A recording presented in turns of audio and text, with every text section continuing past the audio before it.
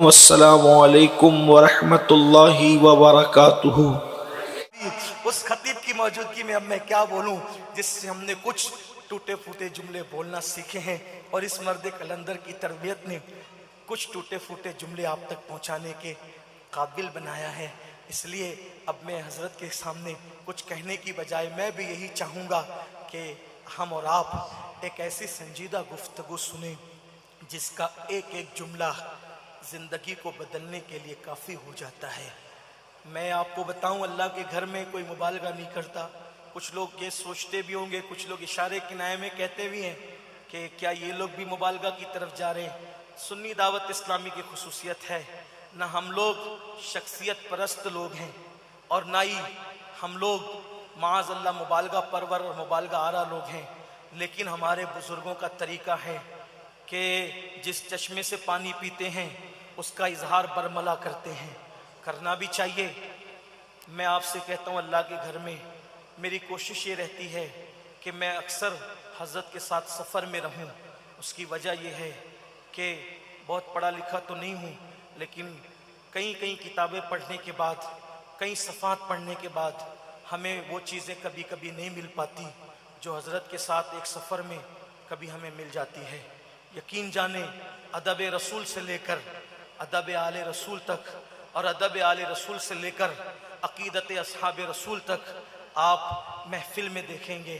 حضرت کی محفل کی ایک خصوصی بات میں نے یہ محسوس کی ہے کہ الحمدللہ میں نے حضرت کی محفل میں کبھی غیبت نہیں پائی۔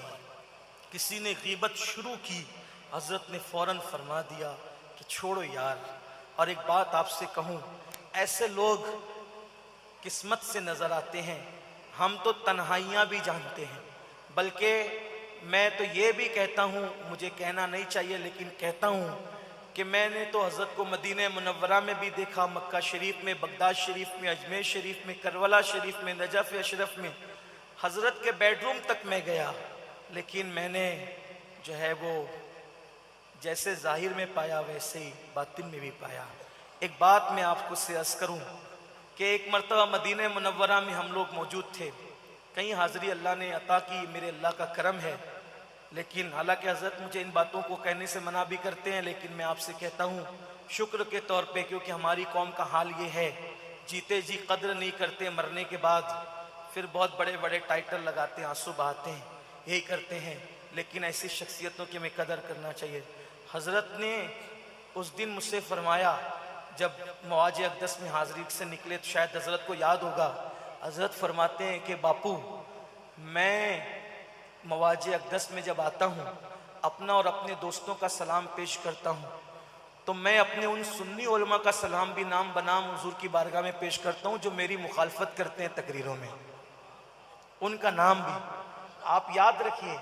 مریدوں کے پبلک کے سامنے یا اسٹیج پر صلح کی اور اتحاد کی بات کرنا آسان ہے، لیکن روضہ رسول کے پاس جا کر مخالفوں کی طرف سے سلام پیش کرنا، یہ کس پیورٹی کا نام ہے، کس سچائی کا نام ہے۔ ایسا شخص آج ہماری اور آپ کی محفل میں ہے۔ ہم لوگ یوں ہی پیار نہیں کرتے، اس لیے کہ بہت جلدی سے کسی پہ پیار نہیں آتا۔ محبتیں تو سب سے ہوتی ہیں، عقیدتیں سب سے نہیں ہوتی، لیکن عقیدتیں یوں ہی نہیں ہیں۔ اس لیے اللہ سے دعا ہے کہ اللہ ہمارے قائد کو خوب سلامت رکھے، دیر تک دور تک ان کے فیوز و برکات امت مسلمہ کو ملتے رہیں۔ اور بہت خوبصورت ماحول ہے بلواڑہ والوں، حسین و جمیل خوبصورت ترین ماحول، بہت اچھا ماحول آپ نے بنایا ہے۔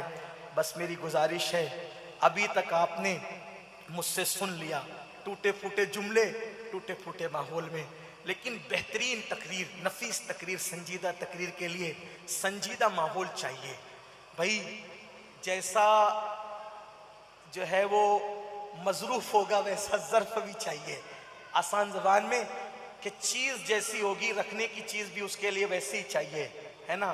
اگر آپ جو ہے وہ کاغذ کے اندر بھجیا رکھیں گے تب تو چل جائے گا، لیکن اگر آپ کاغذ میں تیل بھی رکھنا چاہیں تو بہہ جائے گا نا۔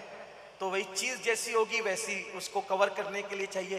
تو گفتگو سنجیدہ ہونے والی ہے، بہت سنجیدہ۔